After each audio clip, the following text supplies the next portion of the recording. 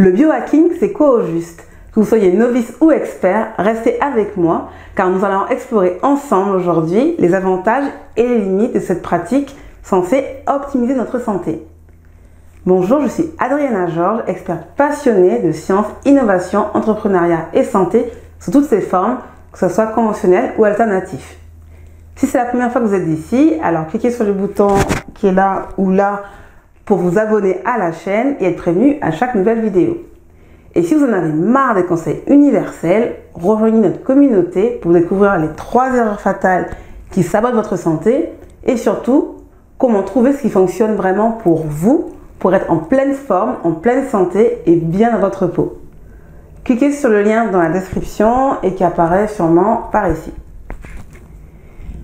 Le biohacking, qu'est-ce que c'est exactement? Vous en avez peut-être déjà entendu parler. Oui, non? Décomposons le terme. Alors, bio fait référence à notre biologie. Hacking fait référence à l'idée d'optimiser quelque chose. En d'autres termes, le biohacking est l'art et la science de comprendre et d'optimiser notre physiologie, notre bien-être, voire nos performances. Imaginez votre corps comme, je sais pas moi, un ordinateur. Le biohacking consiste à apprendre à bien connaître son fonctionnement pour faire des scans de temps en temps et installer en fonction des besoins des mises à jour pertinentes pour améliorer ses performances. Vous vous dites peut-être, c'est déjà ce que nous faisons en mangeant sainement ou en faisant des activités physiques, de l'exercice. En quelque sorte, mis à part que le biohacking va bien au-delà. Il combine des données scientifiques, des technologies de pointe et une compréhension approfondie de la biologie humaine pour pousser notre corps et notre esprit au maximum de leur potentiel. Par exemple, avez-vous déjà essayé le jeûne intermittent pour booster votre énergie et ne plus avoir de coups de pompe le matin?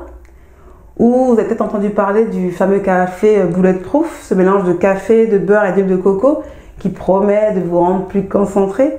Ce sont là quelques exemples de biohacking. Mais il y en a des plus compliqués. D'ailleurs, l'une des figures emblématiques de ce mouvement est Dave Asprey, le fondateur de Bulletproof, qui s'est autoproclamé le père du biohacking. Il a non seulement popularisé ce café Bulletproof, et il a contribué à la démocratisation de ce mouvement à travers le monde. D'ailleurs, il faut savoir qu'il existe différents courants de biohacking, allant de la nutrition à la technologie ou en passant par la nature. Par exemple, les adaptogènes sont des plantes qui aident notre corps à s'adapter au stress selon les scientifiques. Et donc ces plantes sont devenues des éléments clés de l'alimentation de certains biohackers. Le biohacking englobe également d'autres domaines tels que la génétique, la neurologie et même la psychologie.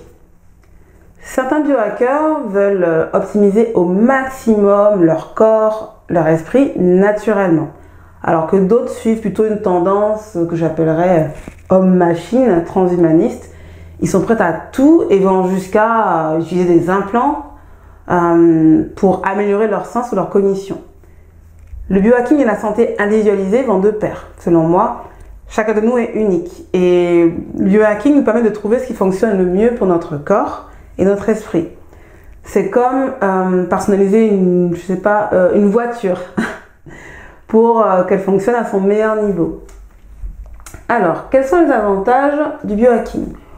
Pour moi, c'est une manière d'atteindre une santé optimale, de booster son énergie, d'améliorer sa concentration ou sa productivité et de prolonger sa longévité. C'est aussi une façon de comprendre en profondeur son propre corps, de le personnaliser si possible et surtout de l'optimiser.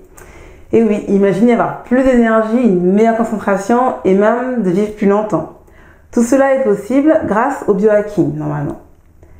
D'ailleurs, c'est en cherchant à optimiser ma propre santé que j'ai découvert il y a quelques années ce mouvement de biohacking.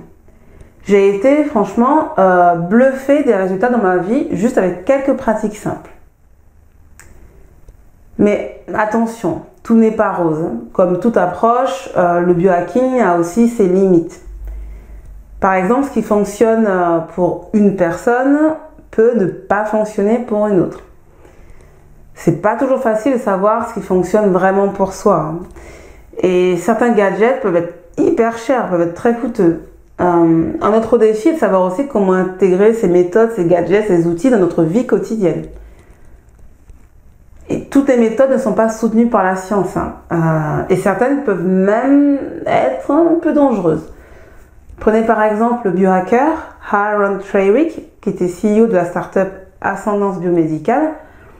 Sans formation médicale, il avait bâti sa notoriété sur ses auto-expérimentations. Il faisait tout sur lui-même.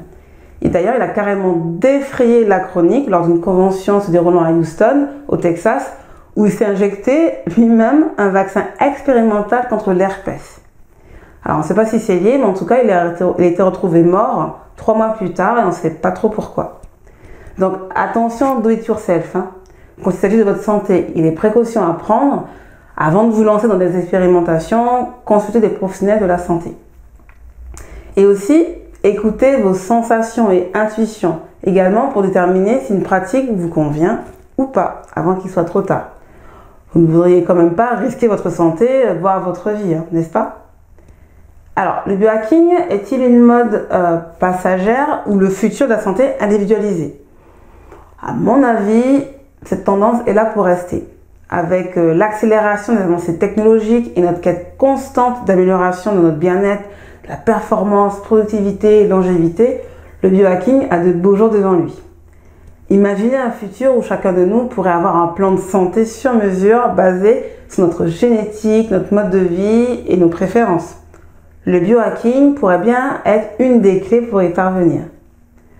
Pour conclure, le biohacking est une exploration passionnante des possibilités de notre corps et de notre esprit. Mais, comme pour toute exploration, il est essentiel d'être bien informé, critique et prudent. J'espère que cette introduction au biohacking vous a éclairé. Si ça vous a plu, likez la vidéo, ça me fera plaisir et m'encouragera à continuer. Et j'aimerais bien savoir, avez-vous déjà essayé le biohacking? Si c'est le cas, partagez votre expérience dans les commentaires ci-dessous.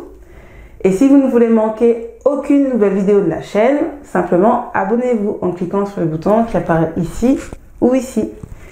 Et si vous en avez marre des conseils santé universels, rejoignez notre communauté pour découvrir les 3 erreurs fatales qui sabotent votre forme et votre santé et surtout comment trouver ce qui fonctionne vraiment pour vous, pour être toujours en pleine forme, en pleine santé et bien dans votre peau et cela le plus longtemps possible. Pour cela, cliquez sur le lien qui est dans la description de la vidéo et qui apparaît juste ici, à mon avis, là ou là. Je suis Adriana Georges et je vous retrouve très bientôt pour explorer comment atteindre et maintenir santé, beauté, forme le plus longtemps possible de façon individualisée. Et d'ici là, prenez soin de vous et continuez à explorer votre potentiel.